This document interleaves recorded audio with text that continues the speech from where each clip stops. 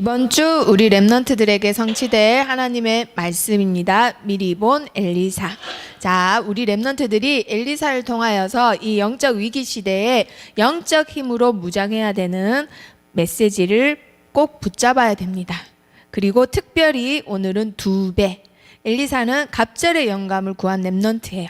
그래서 엘리사와 같이 이 위기 시대에, 코로나 시대에 우리 렘넌트들이 신앙생활을 포기하는 것이 아니라 2배의 영적인 힘으로 무장하는 말씀을 붙잡고 영적 서밋으로 도전하기를 축복합니다.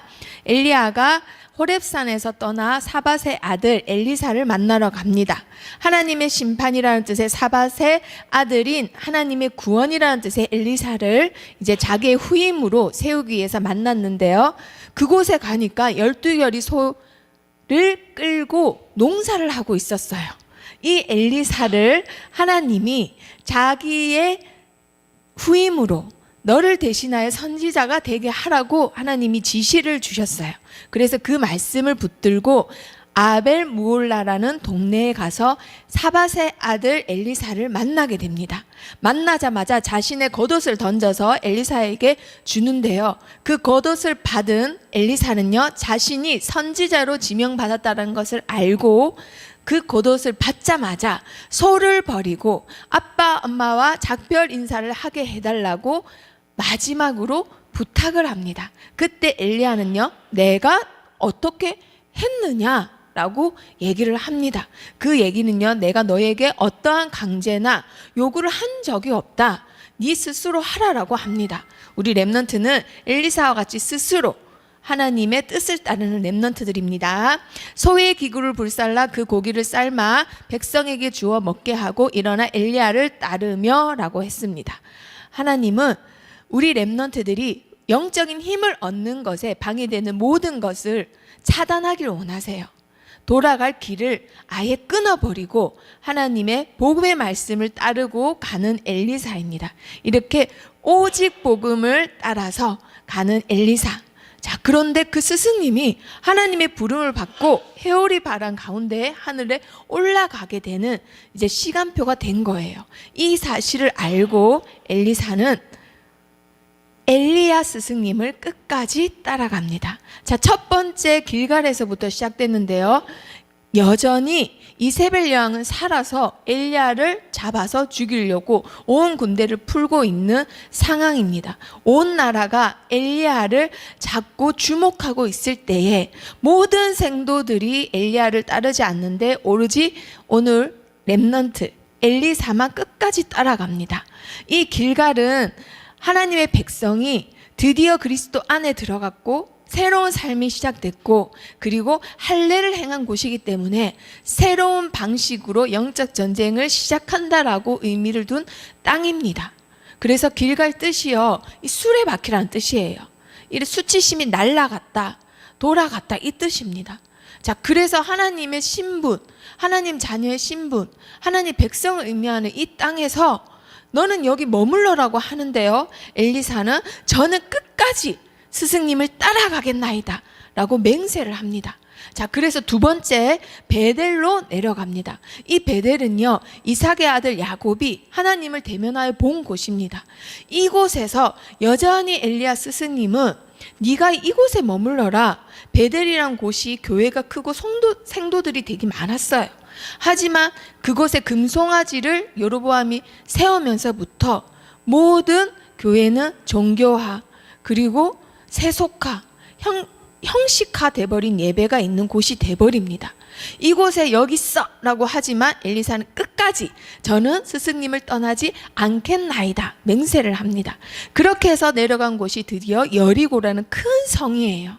하나님의 백성이 할례를 행하고 하나님의 능력과 하나님의 말씀의 힘으로 무너뜨렸던 성이 여리고 성입니다. 절대 무너뜨릴 수 없는 성인데도 불구하고요, 하나님의 언약궤가 7째 날 7바퀴 돈 날 한꺼번에 함성을 지를 때 그냥 무너졌던 곳, 그리고 백성들이 들어가서 다 무찔렀던 곳이 여리고 성입니다. 하지만 하나님이 이 여리고 성을 세울 때에 아들들이 죽을 것이라고 했는데도 불구하고요, 히엘이라는 사람이 그것을 지으면서 첫째 아들, 막내 아들이 죽임을 당하는 곳입니다. 한마디로 세상을 쫓아가는 하나님의 백성들로 타락된 곳이에요. 그곳에 엘리야가 엘리사에게 너는 여기 있어 라고 합니다. 그때 엘리사는 어떻게 했을까요? 스승님, 저는 스승님의 살아계심을 두고 맹세합니다. 하나님의 살아계심을 맹세합니다. 내가 당신을 떠나지 않겠나이다. 이렇게 끝까지 복음을 따라갔던 엘리사를 통하여서 하나님은요, 어떤 일을 하셨을까요? 엘리야가 지금까지 영적 싸움을 하면서 끝까지 하나님께서 이 나라를 엘리야 한 사람을 통하여서 병거와 마병이 되셔서 지키셨듯이 하나님은 끝까지 따라간 엘리사를 통하여 이 시대를, 다음 세대를 너를 통하여 내가 지키겠다라고 하십니다. 이것을 미리 안 엘리사. 마지막으로 스승님이 요구할 것이 있으면 요구해라고 할 때 다른 것이 아니라 당신의 성령이 하시는 역사가 갑자리나 내게 있게 하소서, 오직 성령 충만, 그거 하나만 바랬어요. 그러면 그거 하나만 주시나요, 하나님이? 오직 사명 감당할 성령 충만을 요구한 렘넌트에게는 하나님이 그에 필요한 영육간의 모든 필요한 것을 채우십니다. 엘리사한테 그러하셨듯이. 그래서 드디어 엘리사와 엘리야가 가는 길에 해오리 바람이 불고 불말과 불병거가 그 둘 사이를 갈라놓게 됩니다. 그때 드디어 엘리야 스승님이 하늘에 올라갈 때에 혼자 남겨진 엘리사 제자에게 자신의 겉옷을 던집니다. 그것을 땅에서 지켜본 엘리사가 마지막 스승님이 가는 길을 보면서 너무나 슬프지만 단지 그 슬픔을 절제하며 옷만 찢으면서 외치는 말이 있습니다. 그 말이 이스라엘의 병거와 마병이요. 하나님께서 스승이 한 분을 보시고 이 사람을 통하여서 영적 전쟁을 하시고 이 세대와 나라를 지키셨는데 그 하나님이 나를 통해서 이제는 지켜주세요 라는 기도랑 똑같은 거예요. 그때부터 겉옷을 들고 엘리사는 자기 사명을 감당하게 되죠. 도단성의 렘넌트들을 영적 군사로 키워내는 일을 시작합니다. 자, 그렇다면 중요한 거 한 가지요. 엘리사가 왜 다른 것이 아니라 갑절의 영감을 구했느냐? 그것을 우리 렘넌트들이 이유를 알아야 됩니다. 지금 종말을 향해서 세상은 점점점 가고 있는 세대예요. 상황은 점점점 악해지는데 우리 렘넌트들이 알다시피요, 세상은 우상과 우상 신전과 우상 숭배가 넘쳐나는 시대예요. 사단 문화가 우리 렘넌트들을 혼미케 하는 시대예요. 그러면 다른 것이 아니라 우리 렘넌트들에게 필요한 것은 영적인 배경, 그것을 2배로 누리는 힘이 필요합니다. 우리 렘넌트들이 이 시대에 포기하는 것이 아니라 오히려 하나님이 주시는 2배의 은혜와 2배의 축복과 2배의 힘을 통하여서 이 나라를, 이 세대를 복음의 빛으로 정복하고 다스리는 일을 우리 렘넌트들이 하기를 우리 하나님께서는 지금 기다리고 계시는 거예요.